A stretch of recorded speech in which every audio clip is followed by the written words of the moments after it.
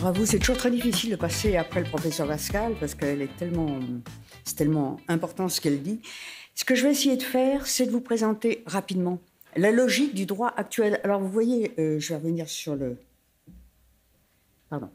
Je vous ai bien mis actuel en italique parce que, vous savez, je vais vous le dire à la fin, les points un petit peu importants auxquels il faut penser, ça peut bouger vite ou pas. Je ne sais pas. Ça fait trop longtemps, enfin pas trop, mais très longtemps que je compagnonne avec la création du droit pour savoir que tout peut se passer.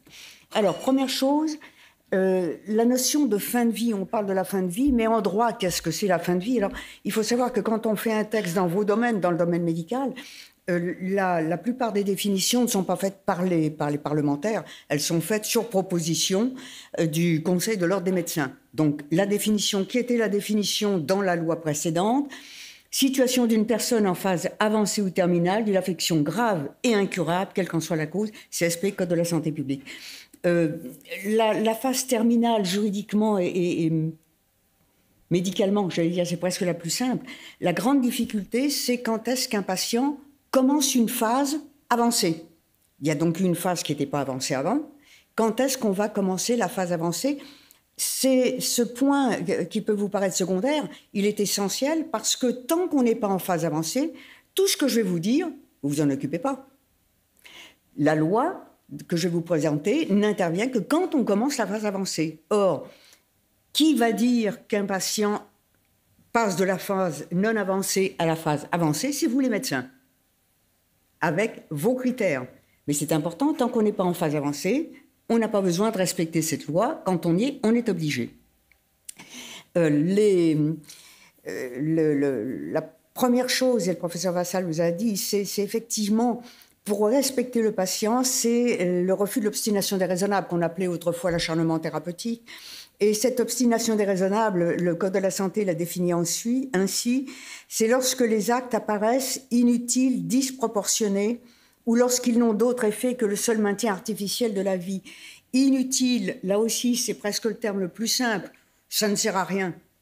Ou ça a servi et ça ne sert plus à rien, c'est technique. Les soins inutiles, c'est technique. Les soins disproportionnés, là, c'est peut-être là où c'est le plus complexe. Pourquoi ? Parce que, juridiquement, la disproportion peut venir de vous, l'analyse de la disproportion, ou du patient. Vous pouvez penser que votre fameuse balance bénéfice-risque, les risques sont trop importants par rapport aux bénéfices. C'est vous. Vous êtes des scientifiques, vous connaissez, vous savez. OK. Mais le patient, et le professeur Vassal a beaucoup insisté là-dessus, le patient, il peut avoir une toute autre analyse. C'est-à-dire que pour vous, les bénéfices peuvent être nettement supérieurs aux inconvénients, mais pour le patient, non. Il ne veut pas. Il estime que pour lui, ça ne va pas. Les soins sont utiles, puisqu'on n'est pas dans l'inutile, mais il n'en veut pas. C'est disproportionné pour lui. Je cite toujours cet exemple parce que dans un comité d'éthique, on l'a vécu, une jeune fille qui a eu un problème de santé très grave, il faut lui faire une trachéotomie et c'est vraiment vital. Et elle refuse. Pourquoi ? Et elle explique en écrivant « parce que je ne vais plus être jolie quand mon fiancé va venir me voir ». C'est disproportionné pour elle, pour une raison qui lui est propre. Hein. Donc la notion de disproportion, elle est importante parce qu'encore une fois, ça vous contraint, mais vous le faites spontanément, à écouter, et le professeur Vassal l'a bien dit, à écouter le patient avec ses arguments à lui, qui peuvent être des arguments qui sont pas entendables forcément scientifiquement, qui sont à lui. Et puis, lorsque ces soins n'ont d'autre effet, ces soins et ces traitements, n'ont d'autre effet que le seul maintien artificiel de la vie. Cette notion de maintien artificiel de la vie, quand la loi de 2016, la loi actuelle, a été discutée, il y avait déjà toutes des demandes pour autoriser l'euthanasie. Et pendant très longtemps, le Parlement s'est interrogé pour savoir s'il ne fallait pas mettre, ou lorsque les traitements n'ont d'autre effet que le seul maintien d'une vie artificielle. Et le fait de mettre le mot artificiel à la fin, vous donnez la main à vous, les professionnels, de dire, pour nous, c'est une vie artificielle, on peut arrêter. Alors que dans la loi actuelle, le terme artificiel, il s'applique au traitement et non pas à un jugement sur la vie. Le traitement, c'est l'alimentation artificielle, c'est l'hydratation artificielle, c'est le cas de Vincent Lambert. Mais il n'y a pas de jugement sur le fait de dire cette vie n'a plus d'intérêt. Et c'est important parce qu'avec peut-être les textes qui vont arriver, C'est pas, enfin, peut-être qu'on va retrouver cette discussion. Donc, l'obstination déraisonnable, je vous l'ai dit, il faut s'abstenir de ça. C'est là, justement, où toute la discussion va être sur est-ce qu'on est dans une obstination déraisonnable ou pas, et en particulier sur les traitements disproportionnés. Je vais y revenir avec les procédures collégiales. Le professeur Vassal l'a dit, mais je le redis tout de suite ici. Cette discussion que vous avez dans les procédures collégiales, elle est technique, mais elle est éthique, elle est humaine, elle est sociale. Il y a plein d'arguments, ce n'est pas seulement scientifique. Je vous ai remis également ici le fait que dans le Code de la santé publique, le patient, dans la mesure où il peut s'exprimer, a le droit de refuser des soins. Toute personne a le droit de refuser ou de ne pas recevoir un traitement. Alors, je mets une exception, on l'a vécu il n'y a pas longtemps, avec le Covid, sauf lorsqu'il y a un risque majeur pour les autres, où là, il y a quand même un certain nombre de mesures et de lois d'exception qui sont prises par rapport à ça. Le médecin a l'obligation de respecter la volonté de la personne quand la personne refuse, après l'avoir informé des conséquences du choix et de la gravité. Si par la volonté du patient de refuser ou d'interrompre tout traitement, la personne met sa vie en danger, elle doit réitérer sa décision dans un délai raisonnable. Cette notion de délai raisonnable, la question classique que vous posez, c'est combien de temps? Je ne sais pas. Entre un patient qui n'en a plus que pour, d'après vous, 48 heures ou 24 heures à vivre, et un patient qui a à peu près une dizaine d'années devant lui, le délai raisonnable ne va pas être le même. Plus c'est urgent, plus le délai raisonnable est court. Mais comment voulez-vous que le législateur vous dise le délai raisonnable, c'est 1 heure ou c'est 10 heures, ou c'est etc. Donc c'est vous qui vous adaptez à la situation du patient. Petite chose qui est, quand les textes sont modifiés, c'est parfois... Dans le texte précédent, c'était vous qui pouviez faire appel à un autre professionnel en vous disant « un patient refuse, peut-être que la communication avec ce patient passe moins bien, peut-être que je n'ai pas utilisé les bons arguments ». Et vous pouviez faire appel à un autre, à un confrère, à une consoeur, pour venir discuter avec une autre façon de faire, avec d'autres mots, avec une autre relation humaine. Dans le texte actuel, c'est le patient qui peut faire appel à une autre personne. Ça ne vous empêche pas, vous, de faire appel à une autre personne. Lorsque un patient refuse ou qu'il n'en peut plus, il y a cette sédation profonde et continue. Ça fait partie des grandes nouveautés de la loi de 2016 sur la loi précédente, il n'y avait pas de sédation profonde et continue maintenue jusqu'au décès. Lorsque la loi actuelle a été discutée, là, nous n'avons que 2 cas dans lesquels vous pouvez avoir recours à la sédation profonde et continue. Il y avait eu jusqu'à 4 et même 5 cas dans lesquels on pouvait faire appel à cette sédation. Alors, on est bien dans le cas où le patient le demande lui-même. Ce qui est important, c'est peut-être que dans la logique des discussions parlementaires, le premier cas,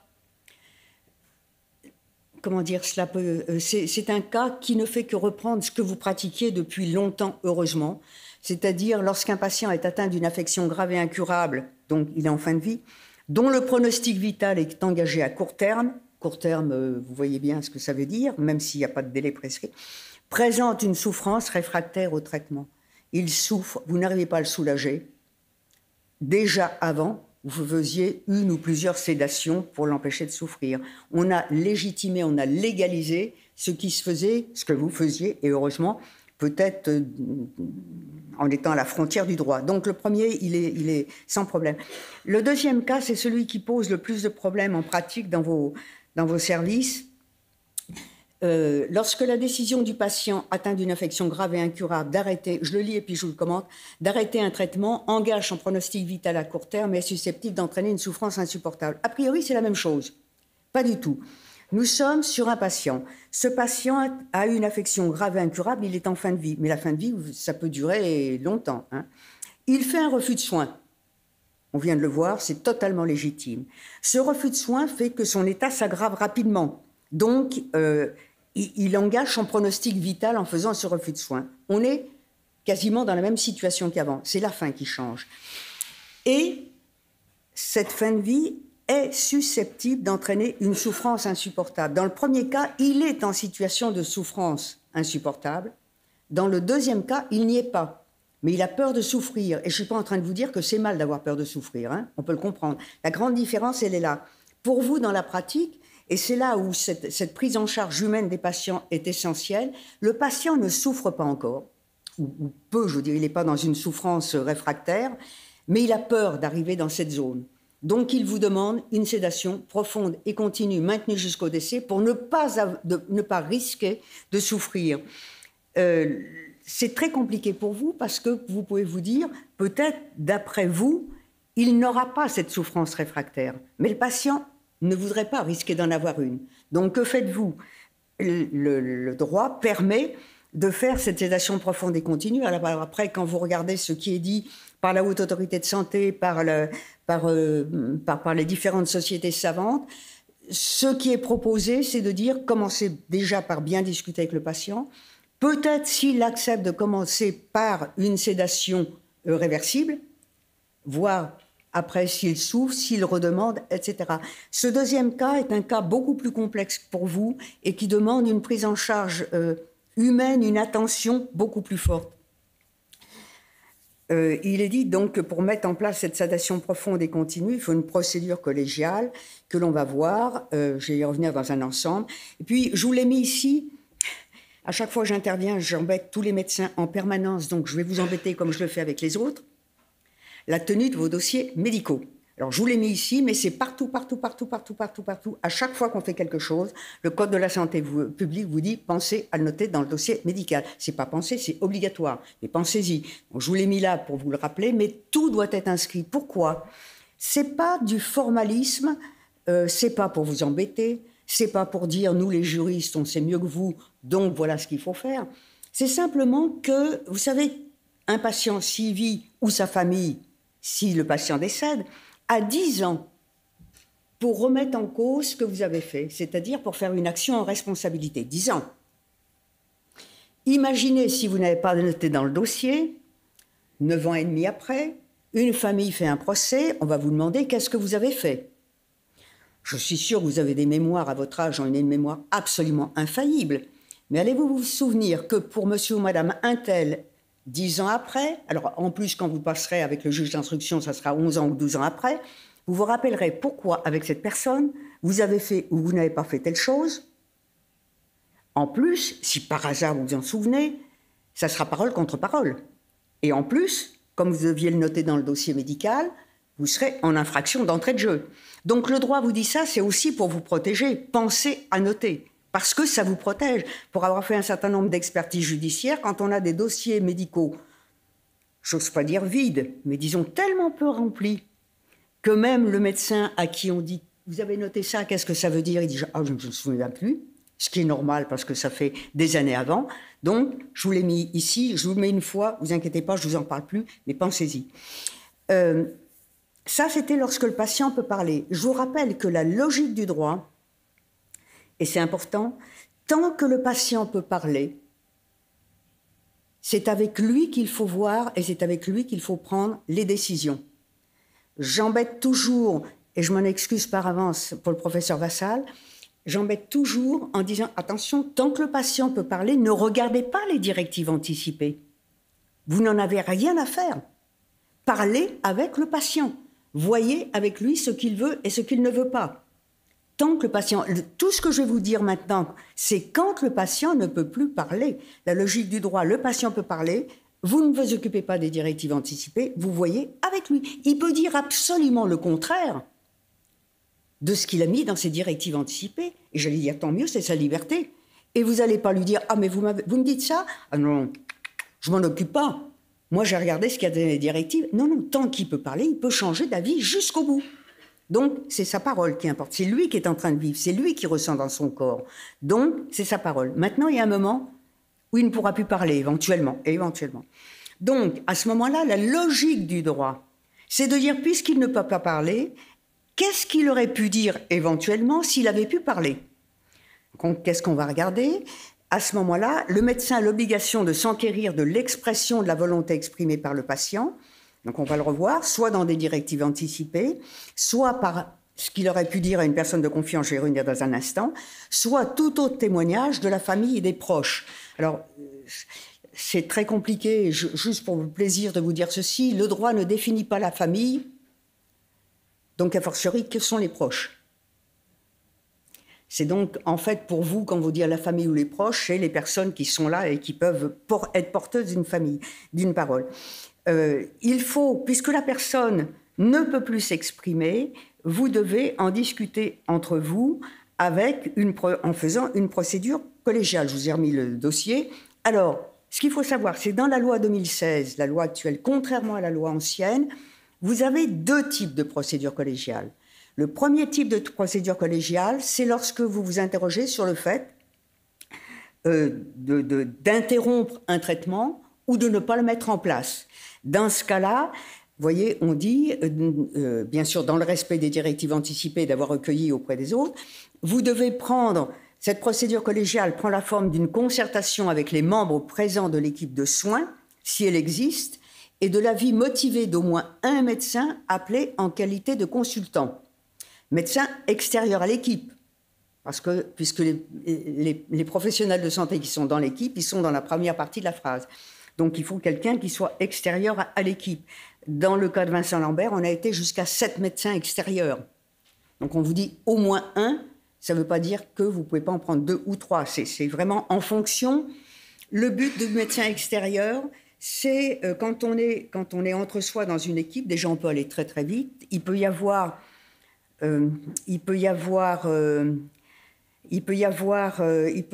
des médecins qui sont peut-être qui éventuellement n'écoutent pas forcément les autres membres de l'équipe de soins, et en particulier les paramédicaux. Donc le fait d'avoir un avis extérieur, c'est une personne qui a une libre parole, hein, qui va vous dire « moi je suis d'accord, je ne suis pas d'accord ». Et puis, c'est surtout le fait d'avoir un autre professionnel, un autre médecin qui peut être extrêmement spécialisé dans un élément de la pathologie du patient. Donc vraiment, c'est important. Ça, c'est la première procédure collégiale. Donc il y a 2 parties. Il y a la partie médicale, le médecin ou les médecins, l'équipe paramédicale, au moins un médecin extérieur. Donc vous discutez entre vous. La deuxième partie, ce sont les directives anticipées s'il y en a, la personne de confiance s'il y en a une, la famille, les proches s'il y en a. Et on fait comment dire, le médecin en charge du patient va regarder s'il y a correspondance, pas correspondance. Ce qu'il faut savoir, et je vous dis ça parce que ça fait partie des choses qui vraisemblablement, éventuellement, vont être discutées et qui ont été longuement discutées dans la loi actuelle, enfin pour la loi actuelle, c'est de savoir, dans la loi actuelle, comme dans la loi précédente, après avoir fait ces consultations, c'est le médecin en charge du patient qui prend la décision. Et il y a eu des discussions très très longues pour se dire, mais est-ce que, en définitive, la décision, au lieu d'être prise par le médecin en charge du patient, bien sûr en notant ce qui a été dit dans la procédure, ne devrait pas être prise par un vote de l'équipe qui va faire la procédure collégiale. Ça n'a pas été retenu parce que c'est trop compliqué. Est-ce que c'est un vote à la majorité simple, renforcé, enfin bon, plein de choses, mais ça va peut-être vraisemblablement revenir. Deuxième forme de directive, de procédure collégiale, c'est lorsqu'il y a des directives anticipées, et je vais tout de suite après vous donner un cas, et qu'on estime que les directives ne correspondent pas à ce que vit le patient. Dans la loi précédente, c'est le médecin tout seul qui dit bah non, voilà les directives anticipées, voilà ce qu'il vit, ça ne correspond pas. Il prenait la décision tout seul. Maintenant, il faut une procédure collégiale qui, bien entendu, peut être faite en même temps que l'autre. Hein. La grande différence, c'est que dans la précédente, vous êtes obligé de regarder, de demander à la personne de confiance, la famille, les proches, etc. Alors que là, vous n'êtes pas obligé de demander parce que c'est purement médical. Mais vous pouvez si vous le désirez.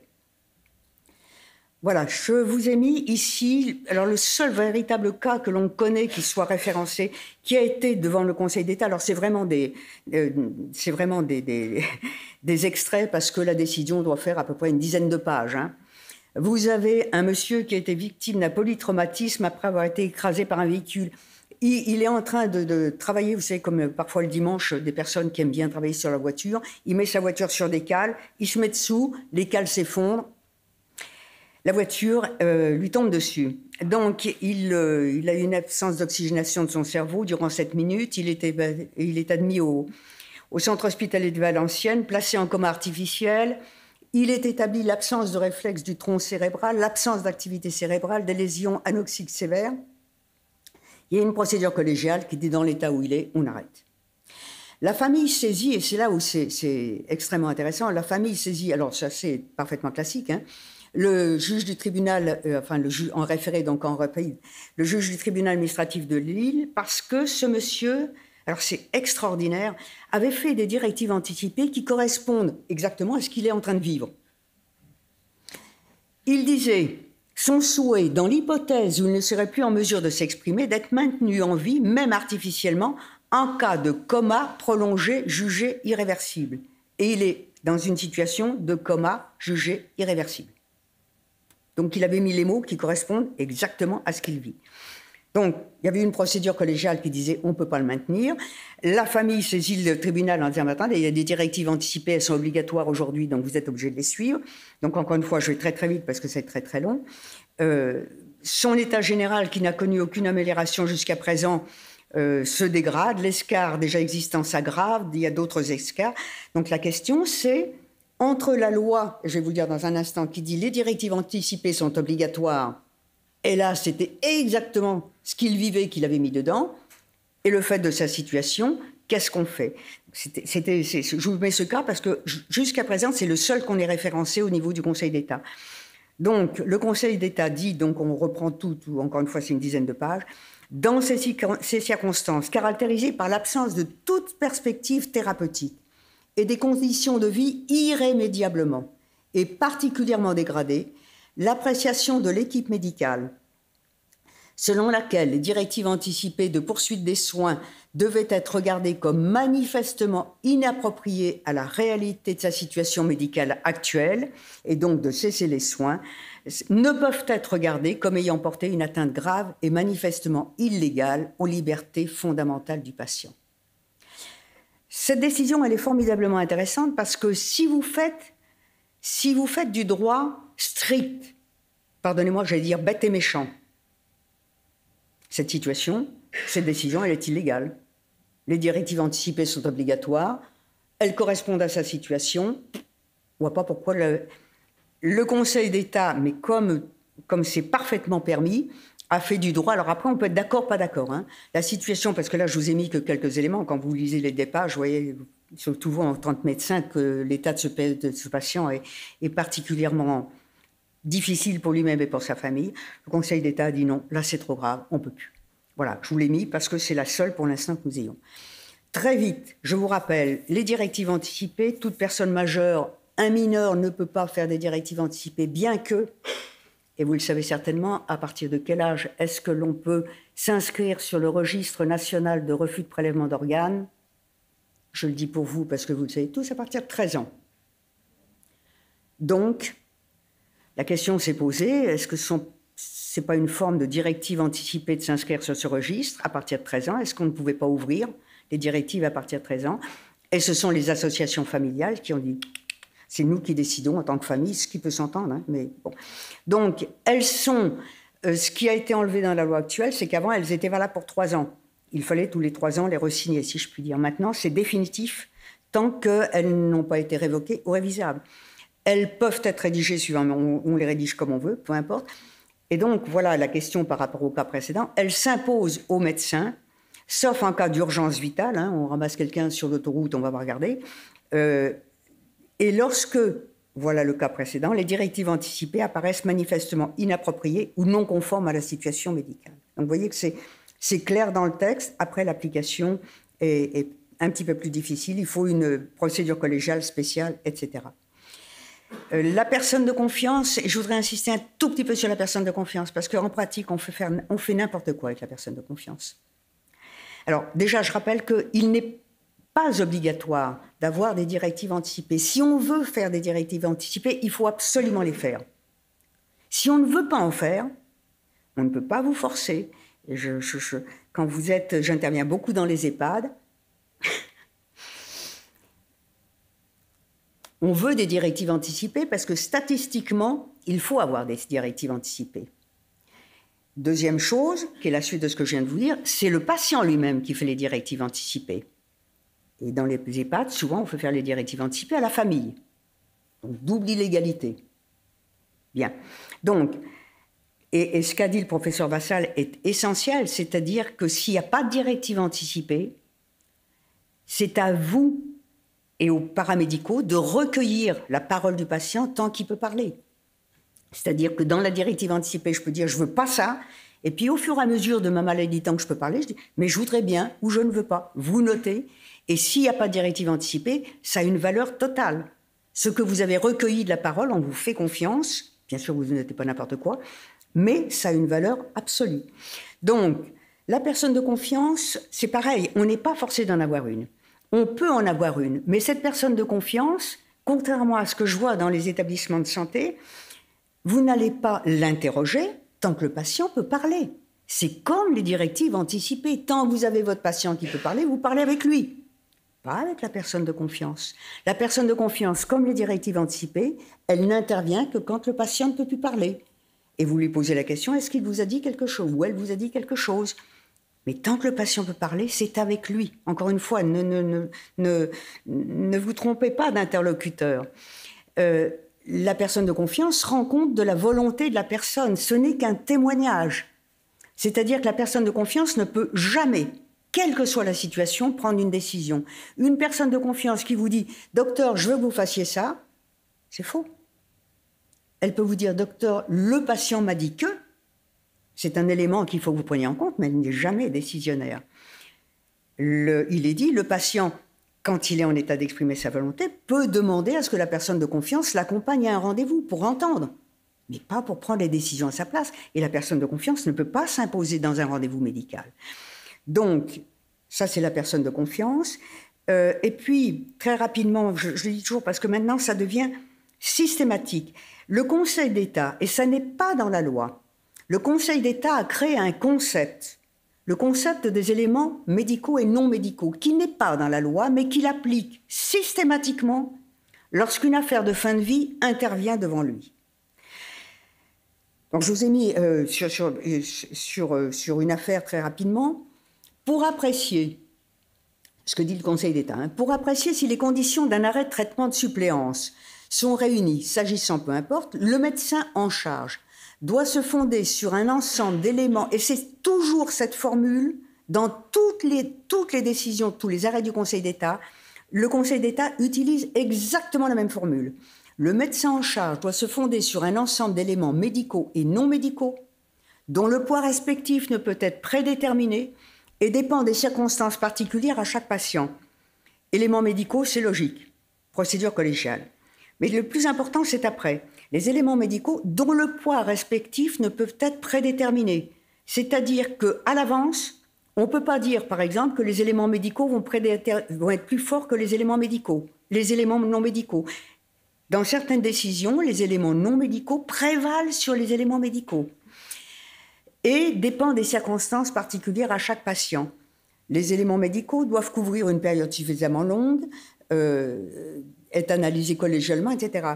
Ce qui veut dire que quand vous faites une procédure collégiale, bien entendu, les éléments médicaux, vous devez les prendre en compte, c'est votre rôle, c'est votre métier, c'est vous qui les avez, c'est vous les spécialistes, c'est vous les scientifiques. Mais ce que vous dit le patient, ce qu'il vous a dit ou ce que vous dit la famille, ce sont les éléments non médicaux. Et ces éléments non médicaux, il faut les prendre en compte, et vous voyez que le poids n'est pas prédéterminé, d'autant plus que il y a de plus en plus maintenant, lorsqu'il y a des procédures collégiales d'arrêt de soins, il y a de plus en plus de saisines des tribunaux par les familles. C'est tellement classique que lorsque vous prenez une décision collégiale, je veux dire, il y a encore quelques années, vous pouviez la mettre en œuvre tout de suite. Maintenant, bien que les textes n'aient pas changé, classiquement, dans les établissements de santé, on prévient la famille ou les proches et on dit à l'équipe, attendez quelques jours pour savoir si la famille va saisir le tribunal avant de mettre en place la procédure collégiale. L'affaire Vincent Lambert, la procédure collégiale a été faite, elle a été mise en place tout de suite, c'est-à-dire qu'on a tout arrêté. La famille a saisi en urgence le tribunal administratif de Châlons-en-Champagne. Le tribunal administratif de Châlons-en-Champagne a donné raison à la famille. Il a fallu reprendre les soins par rapport, enfin, l'alimentation et l'hydratation artificielle par rapport à Vincent Lambert. Donc maintenant, cette notion d'éléments non médicaux est quelque chose qui a pris un poids considérable. Et puis, pour finir, vous savez, il y a un projet de loi qui a été commencé à discuter devant l'ancien Parlement.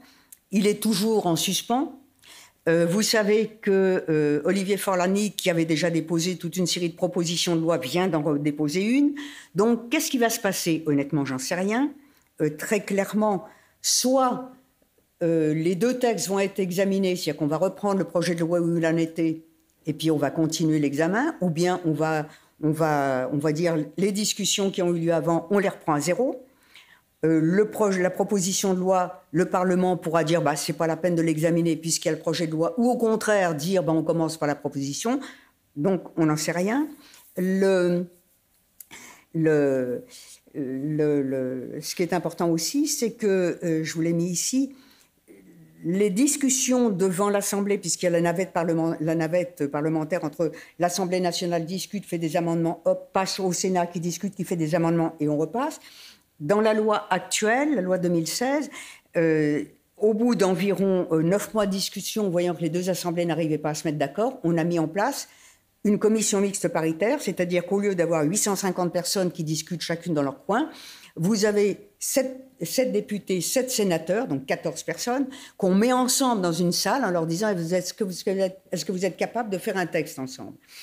Ce qui est l'une des possibilités, c'est que quand on s'aperçoit qu'un texte est socialement attendu, ou qu'on pense qu'un texte est socialement attendu, on peut très rapidement, c'est-à-dire au bout de 2 passages devant l'Assemblée nationale, 2 passages devant le Sénat, la direction de l'Assemblée nationale et du Sénat peuvent dire tout de suite, on met en place une commission mixte paritaire. Or, vous comprenez bien, je suis pas en train, c'est constitutionnel, c'est légal, c'est constitutionnel, donc c'est très fort, mais ça limite les discussions. Donc ça, c'est quelque chose qui est important. Et puis, pour terminer, quelques points de vigilance parmi d'autres. C'est pas pour vous dire ce qu'il faut faire ou pas faire. Il y a une grande différence dans les textes qui sont proposés au Parlement entre prendre un texte sur les personnes en fin de vie ou bien faire un texte sur les personnes qui demandent une fin de vie, c'est-à-dire qui demandent un suicide fait par vous, ce qui est autre chose. En cas d'égalisation de l'aide médicale à mourir, c'est le terme qui est utilisé en particulier au Canada, quel consentement sera requis et à quel moment? C'est-à-dire que, comme je vous l'ai dit, même si on fait des directives anticipées, tant qu'on peut parler, c'est ça qui compte le plus. Inversement, quand on fait une demande d'aide à mourir, et puis que la personne, par exemple, par l'évolution de sa maladie, n'est plus en état de dire quelque chose, est-ce qu'on peut considérer qu'elle a fait cette demande 10 ans avant? Est-ce que c'est valable toujours? Ou est-ce qu'il faut qu'il y ait un délai relativement court entre le moment où elle a fait la demande et le moment où elle ne peut plus parler? Cette aide médicale concernera-t-elle seulement les personnes en état d'exprimer leur volonté ou les personnes qui ne sont plus, je viens de dire, de le faire? Sera-t-elle applicable pour des personnes majeures ou également des mineurs? C'est le cas en Belgique, où la loi n'a été faite que pour les personnes majeures, a été élargie aux mineurs. Je ne suis pas en train de vous dire que c'est bien ou c'est mal, hein. Ce sont des questions. Comment protéger les personnes en situation de handicap, et en particulier en situation de déficience intellectuelle? Je fais partie du comité national d'éthique de l'APF France Handicap. Je peux vous dire qu'on travaille là-dessus. Parce que les personnes qui sont en état de déficience intellectuelle, qui peuvent être très lourdes, est-ce que c'est la famille qui a la tutelle qui peut faire ce type de demande? La question de la clause de conscience. Dans une des propositions qui a été faite au Parlement, il était dit que le patient pouvait désigner, en cas d'autorisation d'euthanasie, le patient pouvait désigner le professionnel ou la professionnelle de santé qui allait faire l'acte létal et que ce professionnel n'avait pas le droit de refuser. Clause de conscience importante. Et puis l'intitulé juridique, alors c'est un détail complètement idiot, mais pour la sécurité sociale, pour qu'elle rembourse l'acte, il faudra faire très attention, et ce sont les Québécois qui nous ont alertés sur cette question parce qu'ils s'étaient heurtés à ce type de problème. Voilà. Je vous remercie et surtout je vous remercie de tout ce que vous faites pour les patients en fin de vie.